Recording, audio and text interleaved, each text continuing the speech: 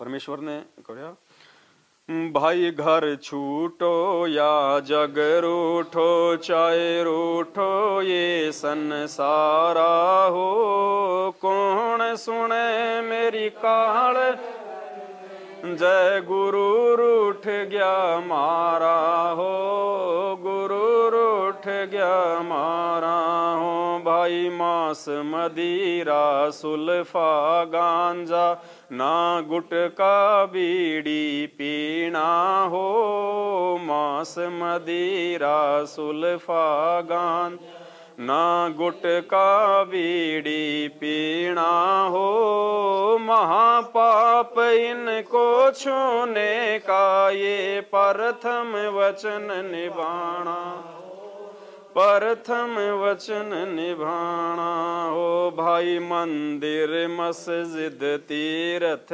दर्शन, ना पूजो मात मसाणी हो, मंदिर मस्जिद तीर्थ दर्शन, ना पूजो मात मसाणी हो, अस्थि विसर्जन पितर पूजा, ना बूजा पड़वाणी हो, ना बूजा पड़वाणी। भाई घर छूटो या जग रूठो, चाहे रूठो ये संसारा हो, कौन सुने मेरी,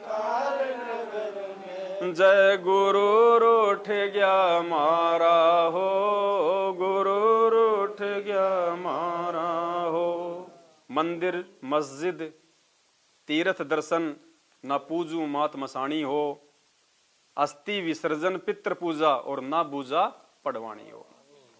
ये सारी की सारी अज्ञानी और नकली धर्म जो गुरु हैं, जो संत हैं, जो गुरुजी हैं, उनके द्वारा हमारे ऊपर ये सिर का बोझ लाद दिया गया। क्योंकि इस तत्व ज्ञान के अभाव में कोई भी व्यक्ति धर्मशास्त्रों को नहीं जो है समझ सकता है, और इनको समझे बिना वो वास्तविक भक्ति विधि के विषय में ना तो स्वयं परिचित हो सकता है, ना किसी और को वो करवा सकता है।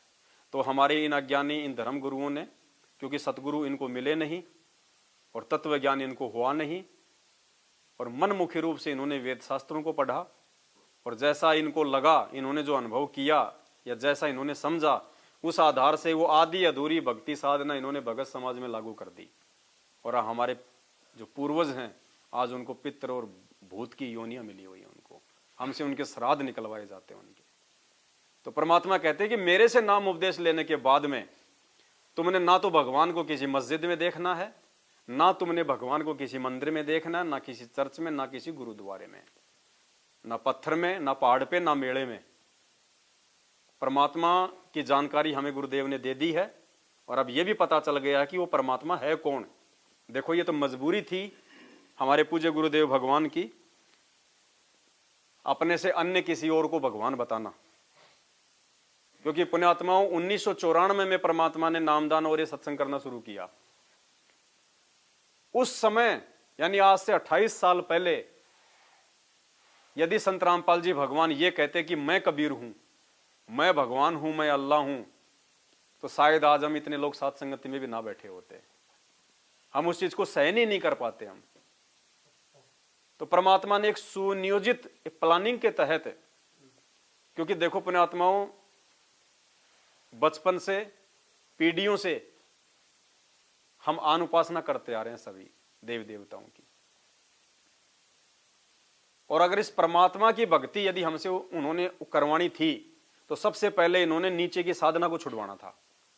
गुरुदेव ने नीचे की साधना को, भक्ति को छुड़वाए बिना हम ऊपर की भक्ति नहीं पकड़ सकते थे। तो गुरुदेव ने हमें यह तो बता दिया कि भाई ये डमी गॉड हैं, ये आधे अधूरे भगवान हैं। गीता जी में दिखा दिया, गीता जी वेदों का सार है।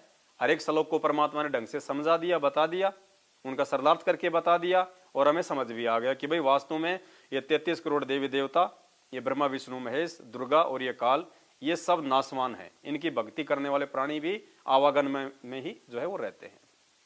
और ये भी बता दिया भगवान ने कि भाई रावण था, उसने 33 करोड़ देवी देवताओं को अपनी कैद में डाल रखा था, और इंद्र के साथ में युद्ध करके और उसकी बेटी सुलोचना से अपने पुत्र मेघनाथ की शादी करके ले आया था। इंद्र तो भाग गया था जंगल में, छोड़ छाड़ के सब कुछ डर के मारे। उसको अपनी बेटी की शादी इन रावण के बेटे से करके अपनी जान और अपना सिंहासन उसने बचाना पड़ा। तो कितना ज्यादा बलवान था, शक्तिशाली था, उसके पास में माया थी, वो सिद्धि युक्त था। कहते उसने 33 करोड़ देवी देवताओं को अपनी जेल में डाल रखा था। अग्नि देव तो उसके वहां पे खाना बनाता था, पवन देव उसकी झाड़ू निकालता था, कुबेर देव जो है उसका मतलब धन का काम करता था। तो परमात्मा ने बताया कि वो देवी देवता ज्यादा समर्थ है और रावण ज्यादा समर्थ है, इससे अच्छा तो रावण को पूज लो, अकेले को, इनको पूजो, इससे अच्छा तो रावण को पूज लो जिसने उनको जेल में डाल रखा था। हमारी इतनी बुद्धि काम नहीं कर रही है। तो ये मजबूरी थी परमात्मा की शुरुआत में, जब उन्होंने भक्ति की शुरुआत करी। अब ये तो परमात्मा ने हमें बता दिया कि भाई ये सारे नकली हैं, ये जो हैं ये आधे अधूरे हैं, इनसे हमारा काम नहीं बनेगा। ठीक है, अगर जिन्होंने इनकी भक्ति करनी हो करो, लेकिन खाली ये क्षणिक सुख है, थोड़ा बहुत लाभ आपको ये दे सकते हैं, आपको ये जन्म और मृत्यु से छुटकारा नहीं दिला सकते, क्योंकि स्वयं ये जन्म और मृत्यु में है। तो ये बात तो हमने स्वीकार कर ली। अब फिर हमारे मन में ये आएगा, भाई फिर और भगवान कौन है, अगर ये नहीं है तो इनसे ऊपर और कौन है। अब गुरुजी की मजबूरी हो गई वहां पे वो दाढ़ी मूंछ वाली फोटो को सामने करके दिखाना कि भाई ये कबीर जी हैं भगवान, क्योंकि नाम तो परमात्मा का वास्तविक उनका कबीर है, वेदों में लिखा हुआ है, कोई संशय नहीं है। लेकिन फोटो थोड़ी ये दाढ़ी मूंछ वाली वेदों में छपी हुई है, गीता जी में छपी हुई है। तो ये फोटो दिखाना उस परमात्मा की मजबूरी हो गई, या यूं कह लीजिए उनके लिए जरूरी था। अगर गुरुजी ये कहते कि नहीं भाई, वो परमात्मा जब 650 साल पहले आए थे, उस समय कोई वो कैमरा तो था ही नहीं, कोई वीडियो रिकॉर्डिंग तो थी नहीं जो मैं उसकी फोटो खींच लेता और तुम्हें दिखा देता। आए थे भाई परमात्मा, चले गए। तो हम क्या करते, अच्छी बात कर रहे हो गुरुजी, 650 साल पहले वाले कबीर जी की फोटो नहीं है, और त्रेता में राम आया था उसकी फोटो सबके घरों में लगी हुई है। 5,500 साल पहले श्री कृष्ण जी आए थे, उनकी फोटो तो सबके पास में, इनकी कहां से आ गई? इसका मतलब कबीर जी भगवान ही नहीं है। तो ये मजबूरी हो गई गुरु जी की इस फोटो को सामने करना, क्योंकि स्वयं कहे कि मैं परमात्मा तो मान नहीं सकता कोई। तो इसलिए फोटो दिखाना कि भाई यो है कबीर भगवान, जो हाथ से बनाया हुआ एक चित्र दाढ़ी मूंछ वाला। तो ये मजबूरी थी ये गुरु जी की। पुण्यात्माओं की मजबूरी हमेशा रहनी चाहिए क्या? फिर ये ज्ञान क्यों दिया भगवान ने हमें? 28 साल से ये संघर्ष क्यों किया? उस मजबूरी के ऊपर वो क्रोश लगवाने के लिए कि बच्चों अब तो मुझे पहचानो, और जो पहचान जाएंगे वो ही उसके असली बच्चे हैं, वो ही उसके असली हीरे मोती लाल हैं। और परमात्मा को केवल वो ही चाहिए। बाकी तो देखो, भगवान जब धरती पे आता है तो ये तो सबको ज्ञान देता है समान रूप से, कोई भेदभाव नहीं करता, कोई पैसा नहीं लेता। लेकिन ज्ञान को स्वीकार वो करेगा जो उसका होगा, जो अधिकारी होगा। कहते हैं गोता मारूं स्वर्ग में जा बैठूं पाताल, गरीब दास ढूंढता फिरूं अपने हीरे मोती लाल। तो जो हीरे मोती लाल होंगे वो ऑटोमेटिक सामने आ जाएंगे और छटके आ जाएंगे। तो परमात्मा तो बैठ गए 2014 के बाद से जेल में, ना वो कोई सत्संग कर रहे, ना किसी को कोई सलाह दे रहे। चाहे कोई राजनीति करो, चाहे कोई जाटों के आरक्षण में जाके बैठो, चाहे कोई देवी देवता पूजो, चाहे कोई चोरी करो, चाहे डकैती करो, चाहे भक्ति करो। गुरुजी ने कभी किसी को कुछ कहा? कोई दिया कोई मैसेज? कोई मतलब नहीं उनको। क्यों? क्योंकि 27 साल से अनमोल ज्ञान देके अब उन्होंने हमारे विवेक और बुद्धि की परीक्षा लेनी थी, और परमेश्वर ने हमारे को बिल्कुल फ्री छोड़ दिया। भाई जो मेरा होगा वो तो मेरे से लगा रहेगा, और जो काल का होगा वो चक्की के दोनों पाटों में, कहते ना, चलती चक्की देख के दिया कबीरा रोय, और दो पाटन के बीच में साबुत बचाना, और जो किले से लागा रहे वहां का बाढ़ न बाका। तो वो किला सतगुरु रामपाल जी भगवान, उनकी यथार्थ भक्ति है। तो कितने वो दाने होते हैं जो पिसते हैं, बहुत ज्यादा, 99%। और जो वो किला होता है जो चक्की का पत्था, उसके पास में 5-10 दाने मिलेंगे बड़ी मुश्किल से, बस इतने होते हैं। उसके जगह इतनी होती है, ज्यादा होती नहीं है वहां पे, बाकी तो पिसने के लिए। तो पुण्यात्माओं, ये सारी जो दुनिया है ना, ये काल और दुर्गा रूपी दो चक्की के पाटों में ये पिस रही है। और वो किला सतगुरु रामपाल जी भगवान, उनकी भक्ति है, जो उससे जो लगा रहेगा। और उससे लगने का मतलब उनको भगवान मान के तन मन धन से उनके द्वारा बताई गई प्रत्येक क्रिया को हम करें और मन में उनके प्रति कोई दोष ना लेके आए किसी भी प्रकार का। क्योंकि गुरु के प्रति यदि मन में विक्षेप आ गया तो चाहे लाख जन्म भक्ति कर लें हम। देखो इतने पॉइंट परमात्मा ने सत्संगों के माध्यम से बताया हमारे को। अर्जुन सर्जुन की जब परीक्षा थी, बाकी तो सबकी होली थी, वो व्यापार के सिलसिले में बाहर गए हुए थे, काफी दिनों बाद में आए, आते ही वहां लोगों ने उनके कान भरने शुरू कर दिए, जैसे अब ये सात संगतियों में हुआ। तो उन्होंने कहा रे नालायको तुम क्या बोल रहे हो गुरुजी के बारे में ऐसे, गुरुजी थोड़े ऐसा काम करेंगे कोई कि भाई मतलब वैश्या के साथ में ऐसा करेंगे और हाथी पे बैठाएंगे और शराब पिएंगे, क्योंकि उन्होंने देखा नहीं था। तो और गए दो चार ने फिर ये बात कही, क्योंकि उस समय पुण्यात्माओं शिक्षा तो थी नहीं, शास्त्र परमात्मा ने हमारे को दिखाई नहीं थे, अनपढ़ की वो भूमिका निभा रहे थे, तो हम लोग वहां पे धोखा खा गए। और गए आगे, फिर यही बातें सुनने को मिली। 5-10 भक्तों से जब ये बातें सुनी तो उनके मन में भी आ गया यार कहीं कोई गड़बड़ तो नहीं है। देखो ये कमजोरी है, ये कमजोरी शुरू हो जाती है फिर यहां से। तो लोगों ने कहा क्या तुम्हारे विश्वास नहीं है हमारी बातों का? तो अर्जुन सर्जुन ने क्या कहा, भाई अपनी आंखों से देख लेंगे तब विश्वास करेंगे। मतलब उनके मन में ये दोष आ गया कि ऐसा हो सकता है, बस वहीं फेल हो गए। वो वहां जाना गुरु जी को शिक्षा देना वो तो बहुत दूर की बात रह गई, वहीं पे उनके मन में दोष आ गया था। भाई अगर आंखों से देख लेंगे तो मानेंगे। इसका मतलब अगर आपने देख लिया ऐसा करता हुआ तो तुम्हारे मन में दोष आ जाएगा। तो बाकी लोगों ने भी तो हाथी पे उनको देखा ही तो था, और वही बात उन्होंने बोल दी कि देख लेंगे तो मानेंगे। इसका मतलब वो भी अगर होते उस समय परीक्षा के समय तो वो भी फेल थे। लेकिन वो थोड़े से परमात्मा ने बुद्धिमान बताए औरों से। हालांकि दोस्त तो वहीं आ गया था उनमें ये बात बोलते ही। अब अपने को कोई आज ये कहे, अपने गुरुजी के मान लो भाई कोई मतलब उनका कोई पड़ोसी है, या उनके साथ में किसी ने नौकरी की हुई थी, या उनका कोई बचपन का कोई मित्र कोई दोस्त हो, और हम जा रहे हैं अपनी ट्रेन में बैठ के बरवाला आश्रम में गुरुजी के सत्संग सुनने, और हम आरती कर रहे हैं, वो पास में बैठा गांव धनाने का आदमी, ओहो रामपाल का चेला है के? हाँ जी संत रामपाल जी का भगत हूं। अच्छा हम छोड़ते को नहीं बाबा का पीछा? नहीं जी हम क्यों छोड़ेंगे जी, बाबा अच्छा ज्ञान देता है, बढ़िया समझाता है। अरे रहने दे, मैं कौन हूं जानता है? कौन हो जी? अरे मैं धनाने का ही हूं, उसका खेत और हमारा खेत दोनों का बराबर में है। अरे मेरे साथ में चिलम पिया करता, बीड़ी के सुट्टे मारा करता, बन गया बाबा।